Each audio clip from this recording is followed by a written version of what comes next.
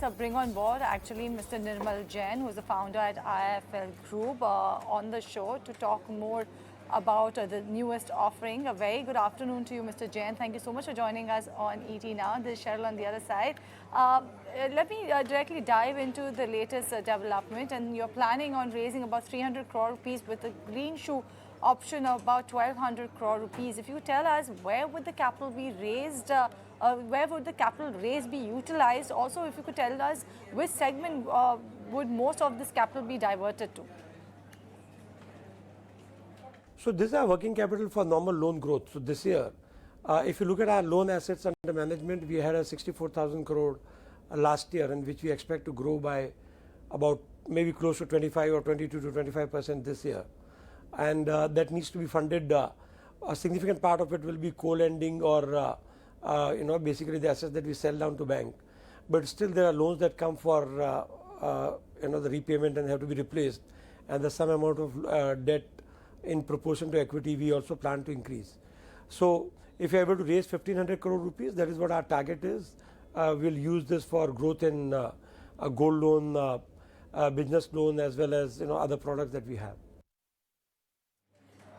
Right, Mr. Jain, this is Vinny joining in the conversation as well. And what we also want to know is what is the rate at which you're raising this at, and how do you expect the cost of the funds to move from here on, and also in consecutively the impact that we could see in terms of the NIMs for the company as well? Do you see it contracting or remain at the same levels? So interest rates are a little different for 2-year, 3-year and 5-year period bonds. So the coupon is 9% and the yield can be 9% to a little more than 9% for a longer maturity. Cost of funds, because there has been a systemic interest raise all over, and interest rates have gone up in India as well. So there's impact of this, but still on an incremental basis, the 9% cost of fund is something which is in line with our plans. And if you even look at our last year's financial, our cost of fund has gone up very marginally, primarily because we've been able to repay the higher cost debt which were contracted before 2018 and the dollar bond which was raised in 2020. And also our credibility with the banks, our credit rating, all those factors are positive at this point in time. And we have been able to contain we've been able to mitigate the interest rate hike impact on our cost of funds. So our cost of fund has gone up only marginally as compared to the rates that have gone up across the industry or across the economy. Right, Mr. Jain, let's talk about the home loans as well as gold loans. Both of them put together actually account for approximately 2/3 of your book. If you could tell us what's the outlook, especially on the competition in this space. And when I talk about competition, I'm asking about especially coming in from the banking sector. And also, given the fact that there is competition, do you see your growth being curtailed? What sort of a growth are you envisaging going ahead for this, for the home loan as well as gold loan portfolio? Competition has been very intense, and banks also, as they are not, the private sector capex in India has not picked up the way, probably one would have expected it to. And banks have deposit, and also with say, these 2,000 rupees notes going back, the deposits are going up, and they are looking to grow their retail asset book, and therefore competition in affordable home as well as gold loan is fairly intense from banks. But having said that, we have our niche, the geographic areas that we operate in, the service that we give to the customer, and the kind of customers that we target. So when the economy is doing well, I think there's enough demand and enough for banks as well as very specialized NBFCs like ours. And in many products, we are partnering with banks. So basically, we source loans which 80% for banks and 20% for us. So in a way, it works for both of us. But the demand for credit is fairly strong when the economy is doing so well.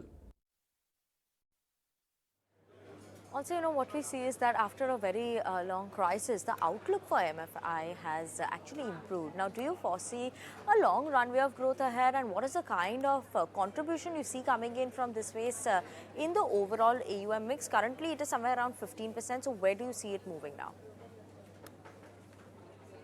MFI has recovered very well, and RBI's pragmatic policies as well as the recovery post-COVID and post the inflationary fear that we had. Now that we are getting out of it, the economy is doing well. So MFI sector in general is doing well, and we see a robust, very strong growth there as well. So when we say that we plan to grow around 25%, MFI contribution may be slightly higher, say 30%. The contribution in the overall portfolio might go up a little bit, say from 15 to 16. I don't have the precise estimate, but it will be a marginal increase if at all there is an increase. Okay, let's talk about the credit cost then. What would be the credit cost on your incremental book going ahead, especially in the MFI space? Also, the asset quality guidance for FY24? So our asset quality in last 2 quarters has improved considerably, including for MFI sector.